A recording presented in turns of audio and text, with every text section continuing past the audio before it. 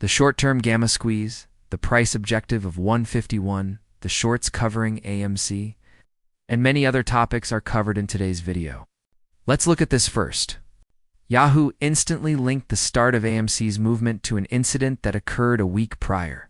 When we look at this news article to see why AMC was moving, we see that it ended up 13% on Friday and even higher at its obvious peak. They claim that this was due to a successful partnership with Netflix that drew over 753,000 attendees. So you can see that they are attempting to make the argument that these partnership successes are what caused AMC to rise. Naturally, these collaborations are contributing to AMC's success. In the end, it increases AMC's revenue. It improves the appearance of the essentials. However, this kind of partnership which we have witnessed in the past did not enable AMC to increase by 13% in a single day. Now, when we look at the market as a whole, we can see that many of these short sellers have been impacted by the recent rise in silver prices. We have seen how UBS and Bank of America have taken short positions in silver as they are being impacted. The margin will also be impacted, and the ability to suppress AMC will also be impacted. So those are probably the real reasons why AMC's increased by 13%.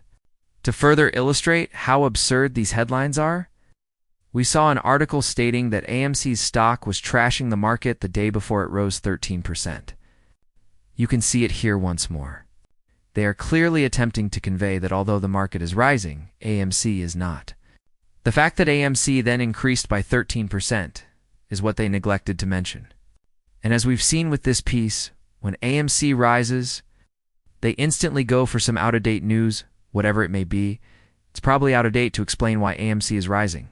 And the reason for this is that they don't want the fact that short sellers are having difficulties, the true source of the AMC increased, to be disclosed. This is because they don't have enough liquidity.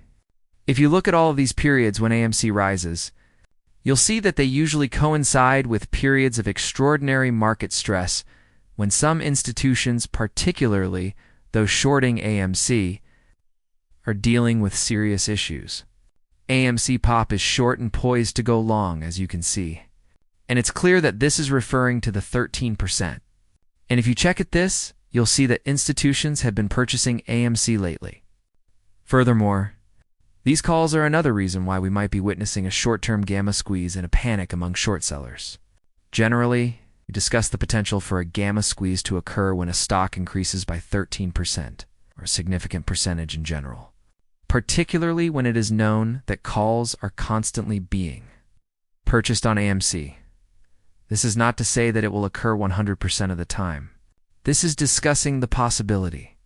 Though because we must acknowledge that generally speaking, when you look at a company like AMC that is undervalued and discuss the period when shorts are having difficulty suppressing AMC, we should be seeing AMC rise. Naturally, we are currently dealing with ongoing challenges as a result of dark pool repression and all of these nude shorts. It remains to be seen, therefore, whether or not we will be permitted to witness actual price activity for AMC in the coming days as the markets reopen on Monday. However, the likelihood of a gamma squeeze evidently rises. If we can observe actual price action and no price suppression occurring on AMC at all, that is what we want to see. Therefore, that is something that might occur. You now need to examine the technical analysis of the price goal from a variety of perspectives. Moving forward, we shall examine it from both a technical and basic perspective. As you can see, this specific user is utilizing the Fibonacci to set a price objective of 151 and a minimum of 633. Given these figures, we must acknowledge that AMC should essentially be higher than it is at the moment. Can we provide a precise figure? Not, of course. But this isn't simply what the apes say. We know and have witnessed. This is stated by and is clearly visible from the purchases made by institutions as well as from other different ways that the fundamentals are used to use data. As you can see, they discuss how AMC is undervalued.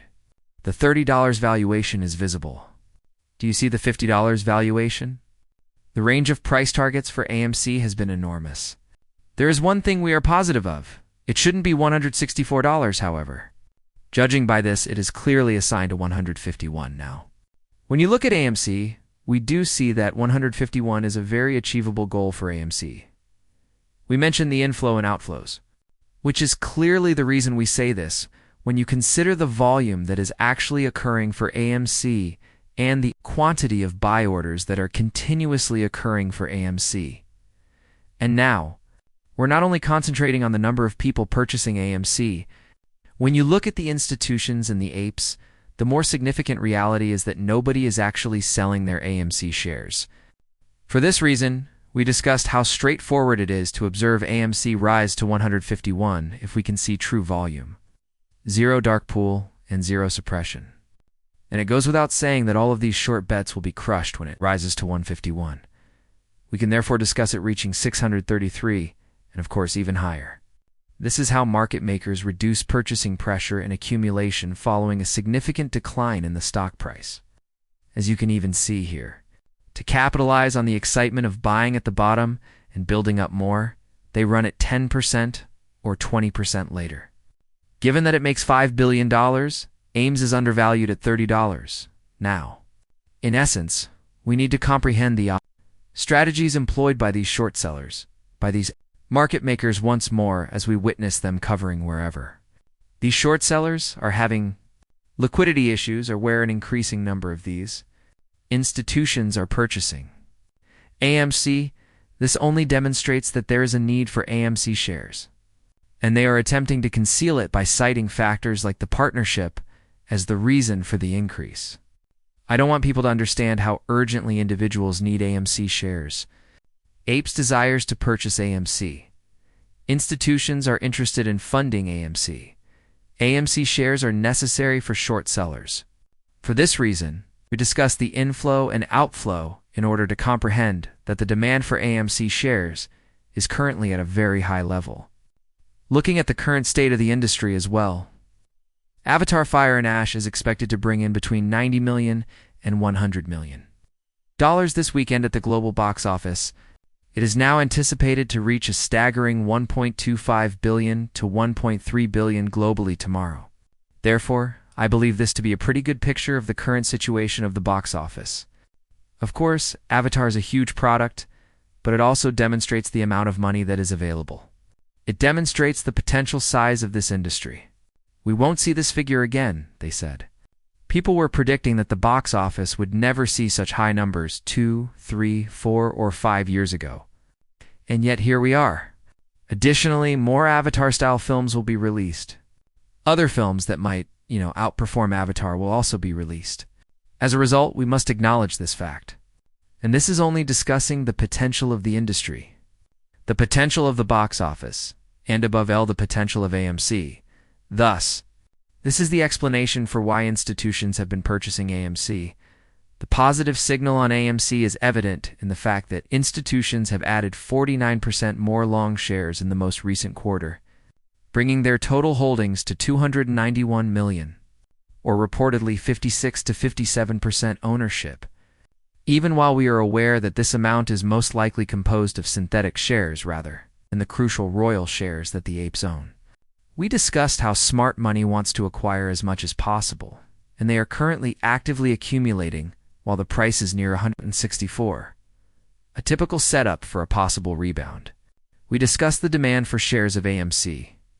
Their persistent desire to purchase AMC indicates that there is a large demand, and since they are increasing their purchases, it is clearly in their best interest to maintain the price of AMC low for the time being. Never forget that institutional ownership would not be growing if AMC were a stock that should be valued at 164 or less. If they believe that AMC will decline, you wouldn't see them buying AMC in particular. The reality that institutional ownership is actually increasing as the price declines. Therefore, why would they purchase so much if they truly believe that this stock is on the verge of bankruptcy and going to zero? The volume that passed through the very bottom they made is visible. They appear to be either purchasing many million shares or covering at the lowest possible price. Additionally, considering that several of these short sellers, such as Citadel and UBS, have been purchasing AMC, dare it appears that they wish to amass these shares in anticipation of the events that are taking place. Especially when we also discussed this.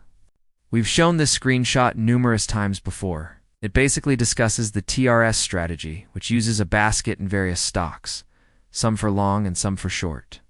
As we discussed here, this basically means that if some of their positions are damaged, they will either have to cover their AMC position or their AMC short position will clearly fail, which makes things more stressful, and they need to raise the margin requirement. And with the current market, we are witnessing just this.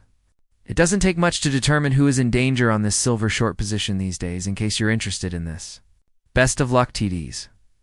We discussed how an increasing number of organizations appear to be attempting to short silver.